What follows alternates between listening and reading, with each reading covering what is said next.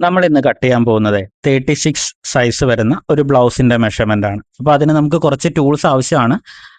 അതൊക്കെയാണ് ഈ പിക്ചറിൽ കണ്ടുകൊണ്ടിരിക്കുന്നത്. നമുക്ക് എൽ സ്കെയിൽ ആവശ്യമാണ്, കർവ്ഡ് സ്കെയിൽ ആവശ്യമാണ്, സിസേഴ്സ് ആവശ്യമാണ്, ഫ്രീ വീൽ ആവശ്യമാണ്, ട്രേസിംഗ് വീൽ ആവശ്യമാണ്, നമ്മുടെ ടേപ്പ് ആവശ്യമാണ്, ചോക്ക് ആവശ്യമാണ്, ആൻഡ് ഫ്രഞ്ച് കർവ് ആവശ്യമാണ്. അപ്പം ഇത്രയും ടൂൾസ് നിങ്ങൾ അന്ന് അടുത്തെടുത്ത് വെച്ചേക്കെ.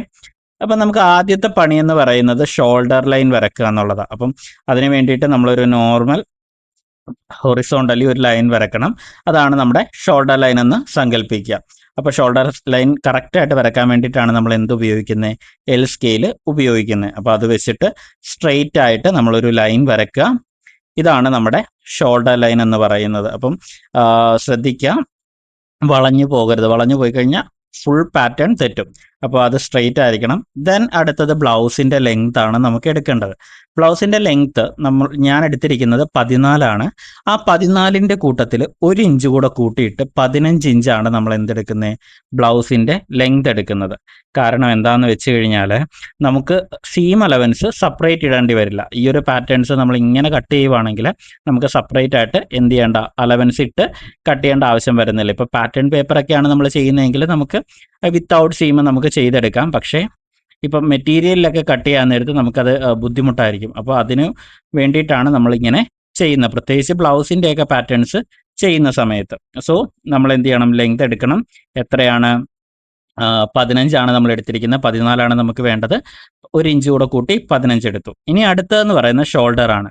അപ്പോൾ ഇതിന് നമ്മൾ ഷോൾഡർ എടുക്കാൻ വേണ്ടി ഉപയോഗിച്ചിരിക്കുന്ന ഫോർമുല എന്ന് പറയുന്നത് ചെസ്റ്റ് ഡിവൈഡഡ് ബൈ 6 ആണ്. അപ്പം 36 ഇഞ്ചാണ് നമ്മുടെ ചെസ്റ്റ് വരുന്നത്. അതിനെ 6 വെച്ചിട്ട് ഹരിക്കുമ്പോൾ എന്താണ്? 6 തന്നെ കിട്ടും. അതാണ് നമ്മുടെ ഷോൾഡർ എടുത്തിരിക്കുന്നത്. ആ അളവ് തന്നെയാണ് നമ്മൾ എന്തിനു വേണ്ടിയിട്ടും എടുത്തിരിക്കുന്നത്?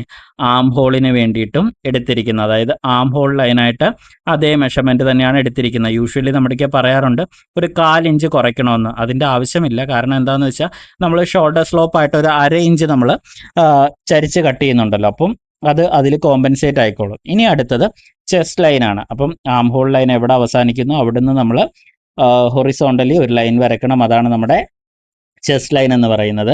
ഇവിടെ നമുക്ക് ചെസ്റ്റ് ഡിവൈഡഡ് ബൈ 4 ആണ് ഫോർമുല ഉപയോഗിക്കേണ്ടത്. അപ്പം നമുക്ക് എത്ര വരും? 9 വരും. പ്ലസ് അതിൻ്റെ കൂട്ടത്തിൽ നമ്മൾ എത്ര കൂട്ടണം? 0.5 കൂടെ കൂട്ടണം. അതായത് നമുക്ക് ബോഡി ഫിറ്റ് കിട്ടാൻ വേണ്ടി നമ്മൾ ബോഡി ഫിറ്റ് മെഷർമെൻ്റ് ആണ്, അതിൻ്റെ കൂട്ടത്തിൽ ഒരു 4 ഇഞ്ച് ടോട്ടൽ കൂട്ടേണ്ടി വരും. അങ്ങനെ 1/2 ഇഞ്ചാണ് നമ്മൾ കൂട്ടേണ്ടത്. പക്ഷേ ഇവിടുത്തെ നെക്ക് ഡെപ്ത് 9 ഇഞ്ച് ആയതുകൊണ്ട് നമ്മൾ എന്ത് ചെയ്യണം? ആം ഹോളിൻ്റെ അവിടുത്തെ ആ മെഷർമെൻറ്റിൽ നിന്നിട്ട് 1/2 ഇഞ്ച് കുറയ്ക്കണം. അതായത് നമ്മുടെ ആം ഹോളിൻ്റെ അവിടെ നിന്ന് എത്രത്തോളം നമ്മൾ താഴത്തേക്ക് ഇറങ്ങുന്നു അതിനെ ബേസ് ചെയ്തിട്ടാണ് നമ്മൾ ചെസ്റ്റിൻ്റെ അവിടെ നിന്ന് എത്ര ഇഞ്ച് കുറയ്ക്കണമെന്ന് നമ്മൾ ഡിസൈഡ് ചെയ്യുന്നത്. അപ്പം നമുക്ക് ഇവിടെ 9 ഇഞ്ചാണ്. അതുകൊണ്ട് നമ്മൾ എന്ത് ചെയ്യണം? 9.5 നിന്നിട്ട് 1/2 ഇഞ്ച് കുറച്ച് 9 മാർക്ക് ചെയ്യും. ഇതാണ് നമ്മുടെ ചെസ്റ്റ് ലൈൻ എന്ന് പറയുന്നത്. അപ്പം മറക്കരുത്, നിങ്ങൾ പാറ്റേൺസ് ചെയ്യാൻ നേരത്ത് അത് ഫോളോ ചെയ്യാനില്ല എങ്കിൽ ഷോൾഡർ ലൂസായി പോകും. ഇനി അടുത്തതെന്ന് പറയുന്ന 1/2 ഇഞ്ച് ഷോൾഡർ സ്ലോപ്പ് ഇട്ടതിന് ശേഷം നമ്മുടെ ആം ഹോൾ ലൈൻ ഉണ്ടല്ലോ, അതിനെ നമ്മൾ ബാക്കി വരുന്ന മെഷർമെൻറ്റിനെ 2 ആയിട്ട് ഡിവൈഡ് ചെയ്യണം. അപ്പോൾ നമുക്ക് എത്ര കിട്ടും? അതിൻ്റെ സെൻറ്റർ കിട്ടും. ആ സെൻറ്ററിൽ നിന്നിട്ട് നമ്മൾ എന്ത് ചെയ്യണം? ആം ഹോൾ കർവ് വരക്കണം. അപ്പോൾ ഫ്രഞ്ച് കർവ് ഉപയോഗിച്ചിട്ട് ആം ഹോൾ കർവ് ഇങ്ങനെ വരക്കണം. അപ്പോൾ എന്താണെന്ന് വെച്ചാൽ കോർണറിൻ്റെ ആ ഒരു പോർഷനിൽ നമുക്ക് ഏകദേശം ഒരു 3/4 ഇഞ്ച് ഗ്യാപ്പാണ് നമുക്ക് വേണ്ടി വരിക. ആ ഒരു ഗ്യാപ്പ് കിട്ടുന്ന രീതിയിൽ വേണം ബാക്കിൻ്റെ ആം ഹോൾ നമ്മൾ വരക്കാൻ വേണ്ടിയിട്ട്. ഇനി നെക്കിൻ്റെ വൈഡ് കിട്ടാൻ വേണ്ടിയിട്ട് നമ്മൾ എന്ത് ചെയ്യണം? ചെസ്റ്റ് ഡിവൈഡഡ് ബൈ 12 ഉപയോഗിക്കണം. അപ്പം നമുക്ക് 36 ഡിവൈഡഡ് ബൈ 12 കൊടുക്കാൻ നേരത്ത് നമുക്ക് വരുന്നത് 3 ഇഞ്ചാണ്. അതാണ് എന്ത് വരുന്നത്? നെക്കിൻ്റെ വൈഡ് എന്ന് പറയുന്നത്. അപ്പോൾ 36ന് 3 ഇഞ്ച് വൈഡ് ഓക്കെ ആയിരിക്കും.